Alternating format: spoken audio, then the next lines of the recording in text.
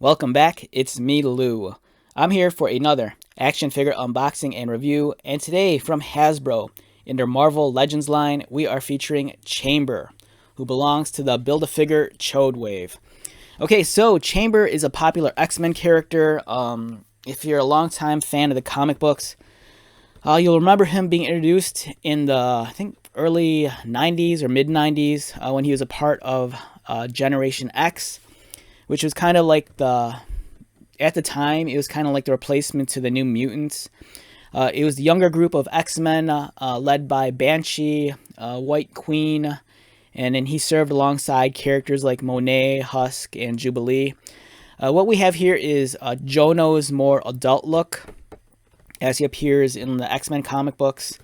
A great looking action figure, and I think they really did a brilliant job trying to now the thing is with Jono is that you don't really see his full on face because he's kind of like like his face is kind of like constantly like exploding and looking like it's on fire, and I think they did such a great job of conveying that.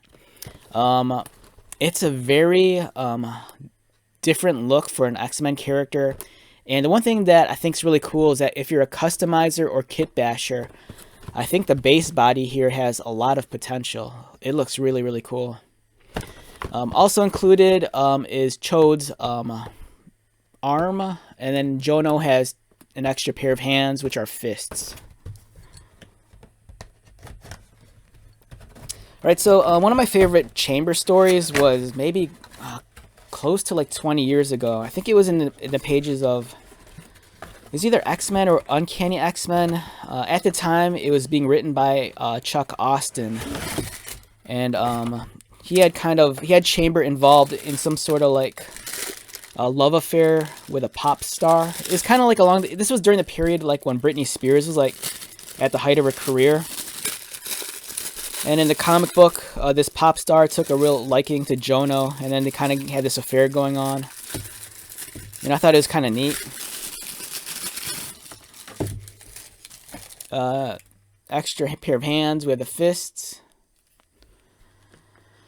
We have Chode's arm, and I can't wait to put this guy together. You know, here's some of the other pieces, and this guy's just gonna be gigantic once he's done. I'm really looking forward to that.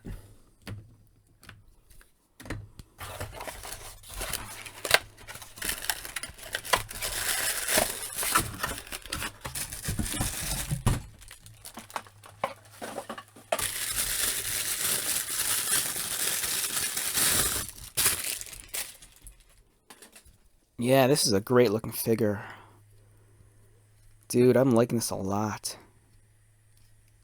I really want another copy of this guy.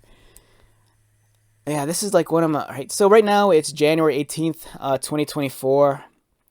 For me, I think this is probably one of my favorite Marvel Legends releases from last year. I think this is probably my top 5. It's such a basic design, but it's an amazing looking character.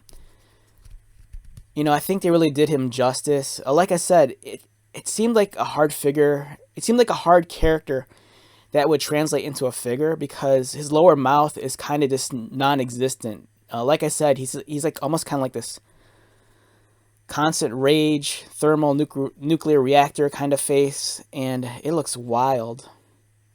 If you're unfamiliar with this guy, you might think it's some sort of crazy beard that's on fire, but you know that's not the case. The base body is just beautiful.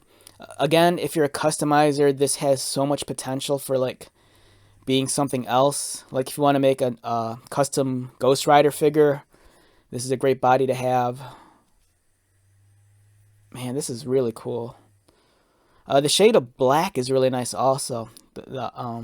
Has a nice brilliant sheen to it. It's not too glossy, it's not too matte. It's kind of like a satin finish, which is nice. And the detailing is superb. You have some wonderful wrinkles and folds on the sleeves. And it's so clean also with the pinless design. Yeah, so I'm in love with this figure. This is great. Look, the detail is really well done.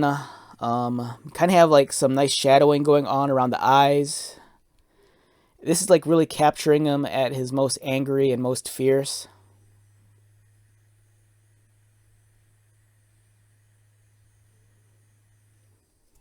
And oh yeah, this is great too. The nice micro texture on his shirt. In terms of articulation, his head moves. Due to the nature of the crazy like fire and stuff, it's going to prevent his head from going back or forward. But there is some movement side to side. His arms are well articulated. Again, very impressed with how clean it looks with the pinless design on the elbow. Articulated wrists. He has ab crunch right there, and he can arch back. He has swivel at the waist. Legs kick up. There is a thigh cut, upper thigh.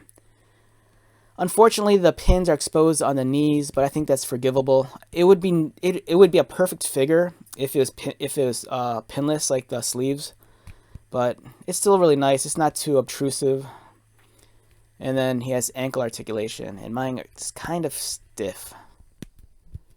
But overall, it's a fantastic looking figure. If you're a fan of Generation X, if like the mid and early 90s X-Men was kind of your jam, I think you're going to really lean toward this figure. It's fantastic. And it's kind of nice that, we kind of got Monet recently in one of the X-Men lines. So if you want to build up that classic Generation X team, go for it. So overall, superb action figure, and visually I think it's one of my favorite Marvel Legends from last year. It just looks great.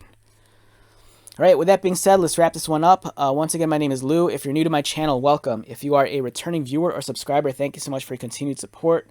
I greatly appreciate it. So until the next video, be safe, take care of yourself, buy lots of toys, and most importantly, be happy. And I'll see you at the next one. Alright, later.